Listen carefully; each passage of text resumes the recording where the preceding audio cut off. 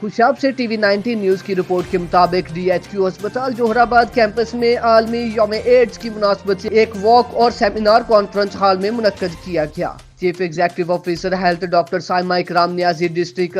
Health officer doctor Rao Gulzar Yousaf, medical superintendent doctor Asif Mahmood Ahmed Qazi, additional medical superintendent doctor مہر نذیر اور دیگر کئی کنسلٹنٹس اور ملازمین نے بھرپور شرکت کی۔